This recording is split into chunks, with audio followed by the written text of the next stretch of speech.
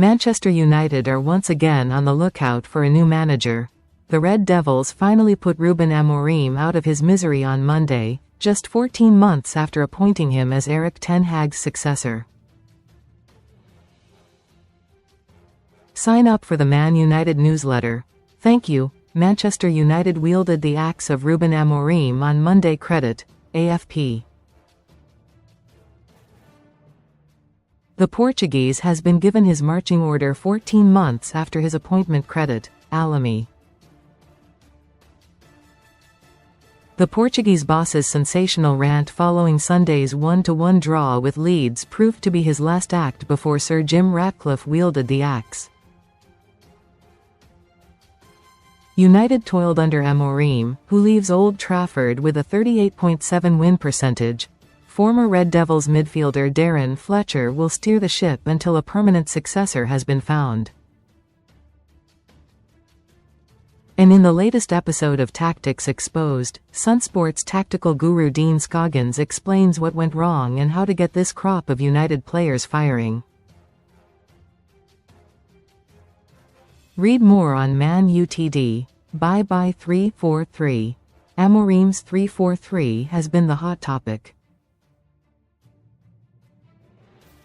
We've done it lots on Tactics Exposed, and it's worth going back and having a look at those shows as well, because there's quite a lot of admiration from us about how, not that he dug his heels in,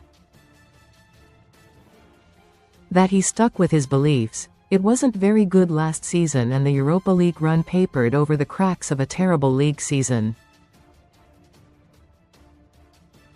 The club believed he was the man, and he believed that was the formation most read in football. Sun Vegas welcome offer. Get £50 bonus when you join. Ruben Amorim sacked. Ruben Amorim has been sacked as manager of Manchester United. But my belief is it's not the formation that's the problem. Actually, the squad wasn't fit to play 3-4-3. So the advances they were making were much slower. Ruben Amorim was married to his 3-4-3 formation. It's players like Luke Shaw, Harry Maguire and Matthijs de Ligt who have played in back fours their whole lives. Suddenly a coach comes in and wants them to do very different things. We saw positives. We saw Newcastle games where the back three were jumping out and creating an extra man in midfield. The Chelsea game where we saw de Ligt almost marking a midfielder on the edge of the opposition area and forcing a team back in. When they got Amad Diallo playing wing-back and Bryan Mbeumo, Matheus Cunha and Benjamin Sesko came in, you thought, wow, this is taking shape. But they hadn't solved central midfield. That was, I believe, the January transfer window to come. The problem at United was that the squad they had wasn't fit to play 3-4-3. Dean Scoggins.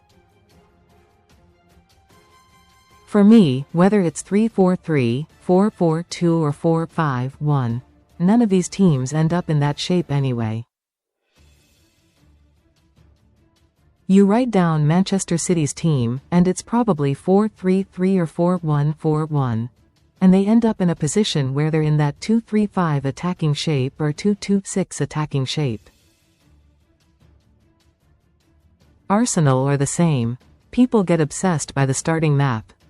What's important is what those players do within those positions. It took some of those players a long time to get used to what Amorim wanted to do.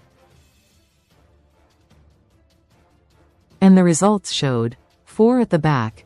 I think it has to be a 4-3-3 or a 4-2-3-1 shape next. Mbeumo played in that setup for Brentford. Cunha has played in a variety of different setups. The number 9, it doesn't really make that much difference. But it does, for someone like Benjamin Sesko. If you're playing Sesko as the striker and you've got wide men, you're going to get in the box more often for crosses. As I say, I don't think it's just about the formation. But we can move on and say they're not going to play 3-4-3. The new man in charge. Sacking Amorim feels like a knee-jerk reaction, so I don't think they've done their homework.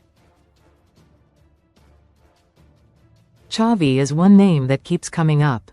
The money that he's on in the Middle East is difficult to match. But this is Manchester United. We're talking about somebody that deploys a fast-attacking Barcelona-style philosophy, and that suits United.